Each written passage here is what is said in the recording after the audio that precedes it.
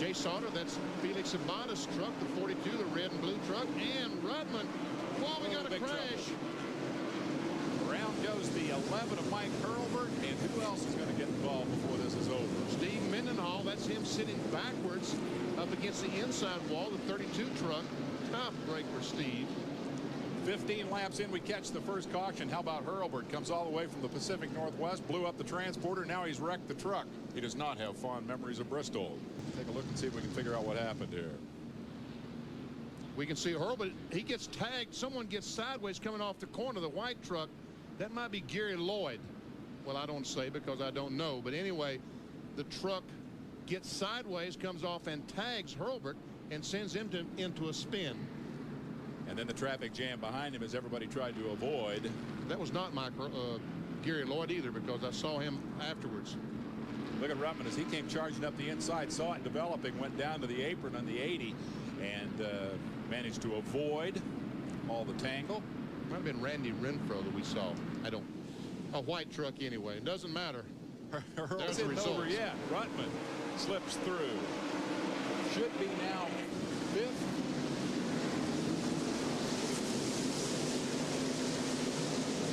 Oh, and there's a little bit of a bump on Sprague from, looks like Kenny Allen. Around he goes. And Resendiz goes. Oh, now the Brian Refner gets some damage. Into it. And look who's back on the racetrack. Jimmy Hensley. And Mike Bliss is in the crash. Mike Bliss is involved. Boy, we tore up a bunch of them. And now the Sprague's thing momentary flames as he gets back underway. Refner also gets rolling. They have all been blocked the backstretch over there. There's Bliss. He gets back underway. Third caution of the night. And this one took out some big guns, or at least damaged some big guns. As they came off turn 2. Just a little bit of a bump from Kenny Allen. Around goes Sprague. Now then, the smoke is so much as he nails the gas. And there we see Joe Gator in the 71 car spinning sideways. Down comes the 44 car. I guess the Mike Chase car. And wow, look at Brevac come slamming in there. That was a 31 truck by Brevac. And he's just trying to start the truck. That's no cause for alarm there. And then in the midst of all that, Gant had no place to go and ran into the back of the 2 trucks that were stopped up against the outside wall. Watch this. Watch Resendiz go through here. Excuse me. Folks, you see what they see? That's about exactly what they see. Nothing in all that smoke. Bobby Gill just drives through the middle of it. And here's what it looked like from his perspective. Now, he don't have a broken radiator right now. But everything is fixing to. But he's fixing to, yeah. It's going to happen right there. Now he has a broken radiator. Bliss also had an onboard camera and is also out of it. And here's what that camera saw looking out the back.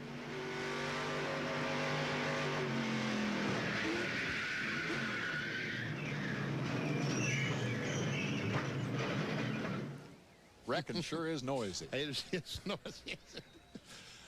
All right, Refner is done for the evening. Very, very good. Remember that speed shot.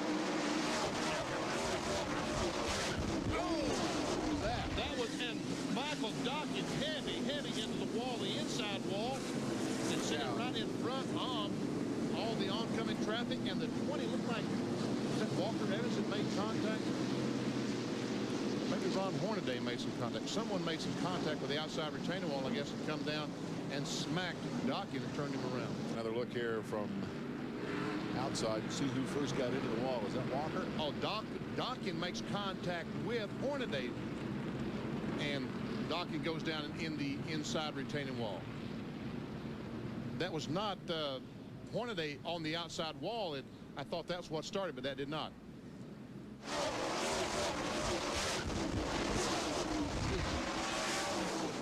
Hurts to listen to it, doesn't there it? really truly was 2 wrecks there. There was this wreck and the other wreck. That looked like Walker Evans that brushed the wall on the speed shot we saw. Ever see Dockin going down, being checked, taken down to be checked over? Waving but not smiling. Dockin is all done.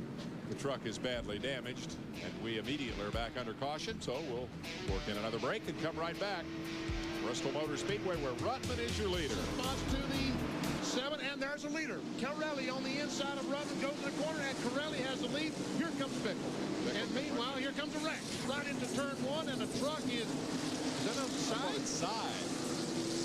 Now sliding down, and I can't stopped that way. It's Mike Bliss. Now that is the weirdest on-truck camera shot of the series thus far. That's what it looks like when you end up looking Mike like Bliss is climbing out. This is even weirder. T.J. Clark has somebody's wheeling. The left rear of Bliss's, that's the right front. The right front of Mike Bliss's truck is gone. And Bliss is using that vantage point to, I'll bet, try to eyeball whoever got him in that predicament. Bliss is okay. The former USAC Silver Crown champion climbs out. It's been a frustrating weekend for him. Get another look at this. He's already up. Yeah, we see there he is. We're going to have a red flag condition because we've got some fence damage down just past the start finish line where Bliss was up in the fence and has knocked the catch fence down. So we're going to have to stop and fix that little baby. That'll be our second red flag of the night. Let's see again what Speedy has to say about it. Watch for Bliss's colors. There he went, riding right up over the camera. Yep. Bobby Gill was on the inside of him. Looked like when they went by. There's the fence that I was talking about. We see all the damage. Dinged it pretty good. And there's a speaker that tells the fans what's going on, a PA speaker. Well, that's not going to be telling them anything because it's a broken souvenir for somebody. Catch fence did exactly what it's supposed to do as Bliss got barged up into the fence. Man, he tore it up a ton, didn't he? Man. The truck from there went all the way down into turn 1 where the banking finally lifted it up over onto its side and it slid back down the banking and came to a halt. Bliss is okay, but very unhappy. We are under a red flag that looks like it might last a while because that's going to take some fixing. All right, here's the one we want to see. This will be Bliss onboard camera, real time. Look and listen.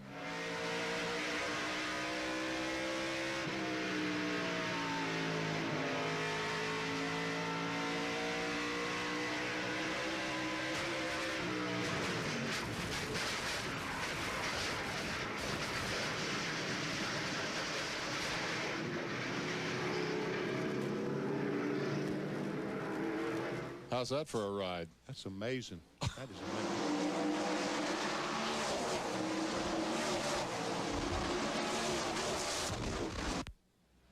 Man.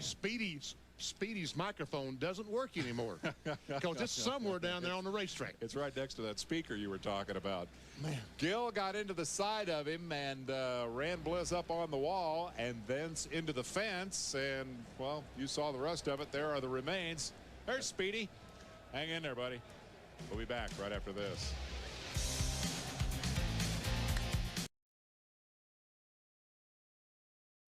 Contact, Pirelli saved it. We're back where we started. Oh, and Bickle spun her around. And down it smacks the inside wall hard. Say good night, Rich. And wow, that changes the complexion. Suddenly, Pirelli with a big lead. There is your second place truck. Resendiz, and we go to yellow.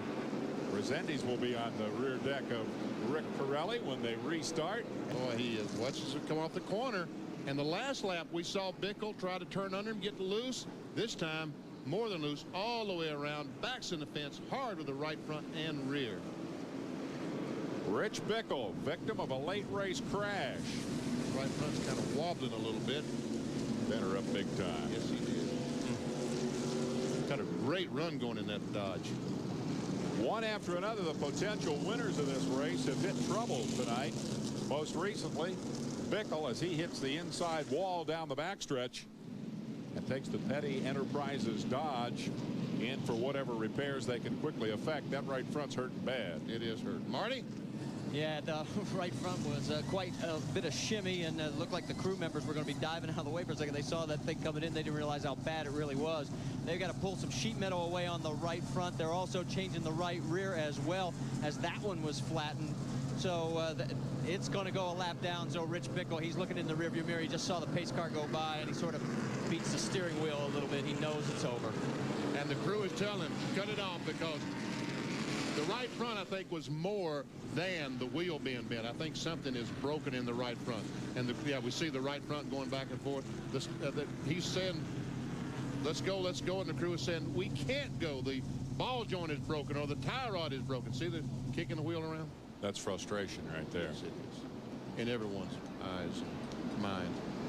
We'll go green this time with Corelli at the head of the class. Resendi's now the challenger, and Jay Sauter is up there in third spot, the rookie, celebrating his 34th birthday.